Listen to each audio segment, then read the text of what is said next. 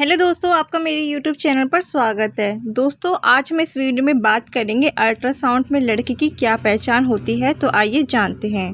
देखिए, सबसे पहले तो मैं आप लोगों को ये क्लियर कर दूं कि अल्ट्रासाउंड रिपोर्ट बॉय या फिर गर्ल यानी कि लड़का और लड़की पहचान करना कोई खेल नहीं है। अल्ट्रासाउंड में बहुत से लोग आपको ये बताते नहीं हैं, बट मैंने इस वीडियो में सबसे पहले यही क्लियर कर दिया है।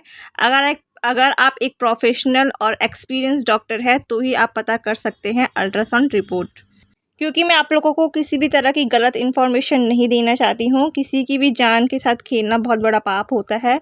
तो सबसे पहले मैंने आप लोगों के साथ यही क्लियर कर दिया है, अगर आप अल्ट्रासाउंड रिपोर्ट पढ़ते हैं तो सबसे पहले आपको एक प्रोफेशनल होना होगा।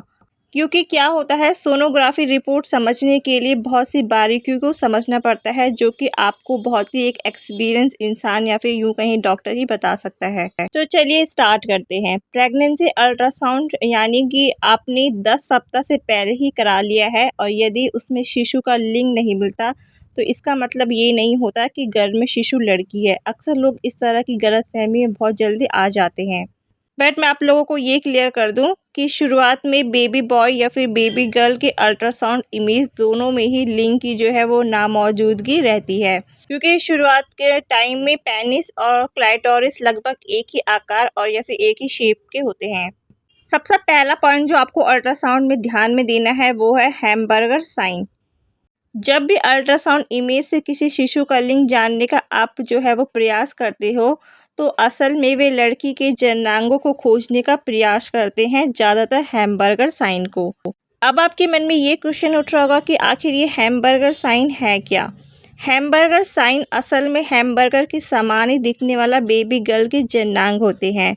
लबिया और क्लिटोरिस ओंठों के समान जब ये दोनों निशान अल्ट्रासाउंड इमेज में दिख जाते हैं तो इसे हैमबर्गर साइन कहा जाता है। ये भी मैं आप लोगों को बता दूं, वैसे कोई बताता नहीं है। जो क्लाइटोरस होता है वो जैसे हमारे लिप्स होते हैं ना, जिस शेप में आपको सेम वैसी दिखता है, और इसके बीच में लबिया रहता है जो देखने में सेम हैमबर्गर के जैसा ही दिखता है। दूसरा जो पॉइंट आपको ध्यान में रखना है अल्ट्रासाउंड रिपोर्ट देखते टाइम वो है टर्टल साइन।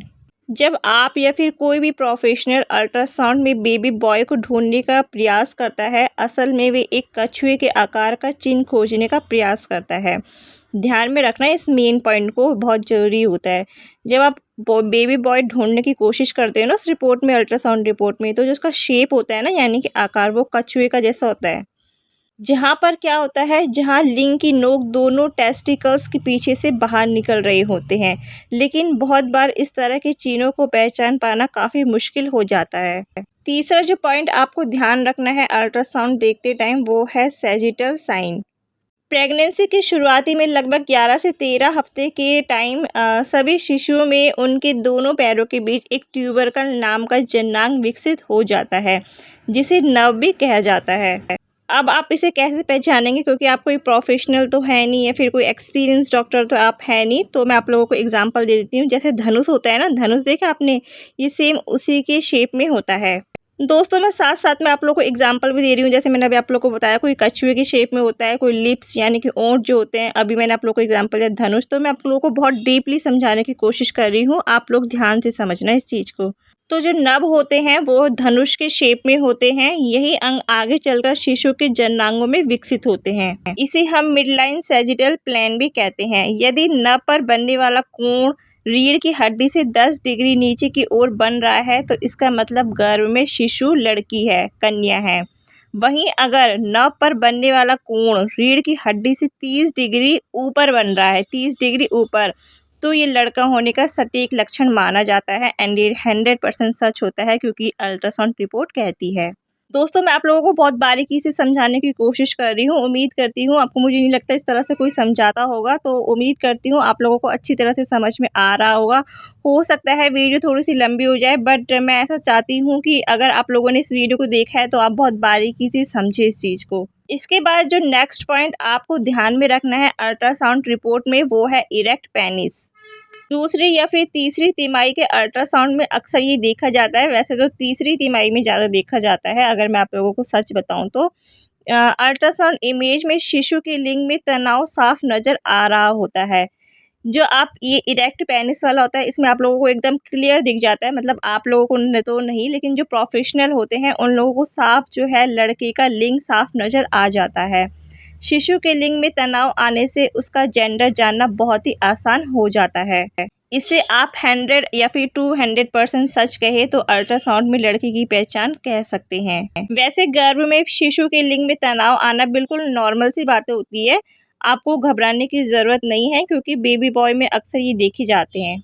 इसके बाद लास्ट जो पॉइंट आपको ध्यान में रखना है वो है फ्लो ऑफ यूरिन। यदि आप सोनोग्राफी टेस्ट करवाते हैं तो कई बार उसमें आपको शिशु में हो रहे यूरिन का फ्लो भी साफ दिखाई दे जाता है। यूरिन का फ्लो देखकर आप साफ पता लगा सकते हैं अल्ट्रासाउंड रिपोर्ट से कि आपके घर में बेबी बॉय यानी कि लड़का है या फिर लड़की, इस जेंडर के बारे में आप साफ पता लगा सकते हैं। अब इस चीज़ को आप लोग ध्यान से सुनना, यदि यूरिन का फ्लो ऊपर से होकर जा रहा है तो ये लड़का होने के जो है वो लक्षण होते हैं और ये 100% सच होते हैं क्योंकि अल्ट्रासाउंड रिपोर्ट कहती है। लेकिन यूरिन फ्लो अगर नीचे से होकर जा रहा है तो लड़की होने के चांसेस होते हैं और ये हम नहीं कहते, ये अल्ट्रासाउंड रिपोर्ट कहती है। तो दोस्तों मैंने आप लोगों को बहुत बारीकी से समझाने की, बहुत ज़्यादा डीपली समझाने की पूरी कोशिश करी है अपनी तरफ से। इतनी बारीकी से कोई नहीं बताता, आप यूट्यूब में सर्च कर लेना, कोई नहीं बताता होगा इतनी बारीकी से जितना बारीकी से मैंने आप लोगों को समझाने की पूरी कोशिश करी है। हो सकता है वीडियो शायद थोड़ी लंबी हो गई हो, लेकिन मैं चाहती थी कि आप लोगों को अच्छे से समझ में आए। अब हो सकता है अल्ट्रासाउंड रिपोर्ट देखकर आप कुछ चीज़ें समझ जाए क्योंकि मैंने आप लोगों को शेप बहुत अच्छे एग्जाम्पल देकर आप लोगों को समझाई हैं। समझने वाले मुझे लगता है कि समझ गए होंगे, अदरवाइज़ और इससे ज़्यादा अच्छे एग्जाम्पल मुझे नहीं लगता कोई होंगे जिस तरह से मैंने आप लोगों को समझाया है। तो दोस्तों उम्मीद करती हूँ वीडियो अच्छी लगी होगी और समझ में भी आ गई होगी। इसके बाद भी आपके मन में किसी भी तरह का कोई भी क्वेश्चन है इस वीडियो से रिलेटेड तो आप मुझसे कमेंट सेक्शन में पूछ सकते हैं।